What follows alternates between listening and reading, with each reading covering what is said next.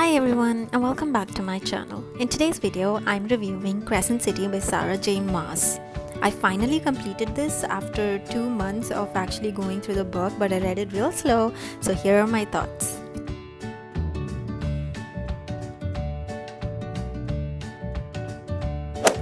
So let me start off with what this book is all about. So this is the first book in the, I think this is the Crescent City trilogy series, and this book is House of Earth and Blood. And when you read the book, you will see that there are a lot of different houses where creatures or people are all parts of these different worlds. Now this is very similar if you have read the Akotar series by Sarah J. Maas. This is very similar in the aspect that in that series you had like a court of thorns and roses, then you had a court of you had like different courts, like night courts, day courts, all these kind of courts, right? So similarly here you have all these different houses, and I think we get introduced to two. So one is the House of Earth and Blood, and then this House of Flame and Shadow, which was really intriguing, by the way, and I think I would be more interested to read about the House of Flame and Shadow more than the House of Earth and Blood.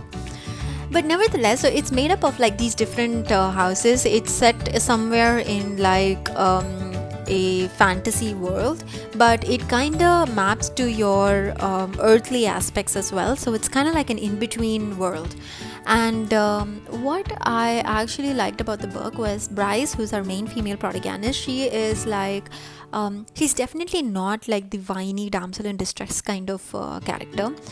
I would think that she is similar to Feyre in some aspects, because Feyre was also very independent, and she knew what she was doing, but she did make a little bit of stupid choices here and then. But Bryce is like, I actually like Bryce. She was okay.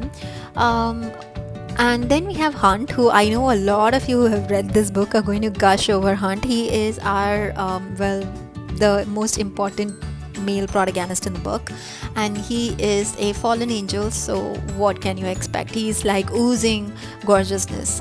And then there's Rune. Now, to be honest, I think my favorite was Rune in the entire book. I kind of liked his like mysterious vibe and him, but there's just something about him that I found very attractive. Maybe Hunt was similar to Rysand in some aspects, and Rune was I don't know, maybe like Keol. I'm not sure, but yeah, I think Rune was my favorite character in the book. If you have read the book, then let me know who your favorite character was, and I have a feeling that a lot of you are gonna say Hunt Atlar. Now, this is a good book. Now, don't get me wrong. Now, I would recommend people to read it. Of course, if you're a Sarah J. Maas fan, then you cannot like miss this book. It has so much of complexity, so much of depth, so much of things happening in the book. We're introduced to so many characters. It's like a whole different world altogether. I enjoyed it, but unfortunately, I don't think that I'm a fan of the book enough for me to continue with the series. Now, I will reason out why. Now, first of all, though I liked Bryce, I didn't like that she didn't get to do much. Like in the start of the book, the premise was really, really exciting. There are so many things that will just capture you in the first 200 pages. But then after that, until like the 600th page or the 700th page, it's really slow. It kept dragging. There's so little happening and so much talking, so much info dump, and at a point I'm like, you know what, I don't really care about this info dump. I don't want to know what happened before. And there's so much of perspective changes on the same thing. So for example, if Bryce and Hunt are talking to each other, there'll be something from Bryce's point of view, and immediately in the next paragraph the same thing reenacts from Hunt's point of view, and it is super annoying. I don't want everything to be spoon-fed to me. I want something to be left to my imagination, like what could have Hunt thought.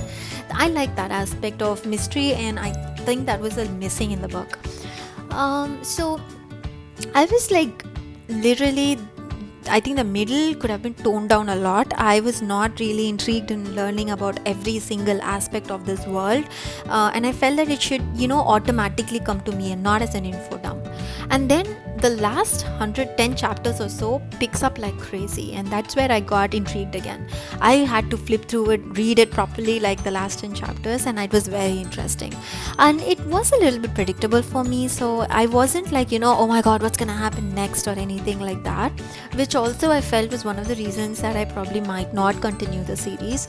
I kind of felt like it should be one of like those people, or I kind of got a feeling that I knew who it could be, but it's just that when it happened, and it did happen, it happened well. So you should give that. It was really well written in that aspect, and I enjoyed it.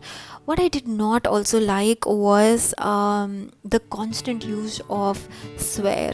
Now I get it, this is an adult book, but this is just unnecessarily too much usage of swear that at some point it's just like you don't even have to say it.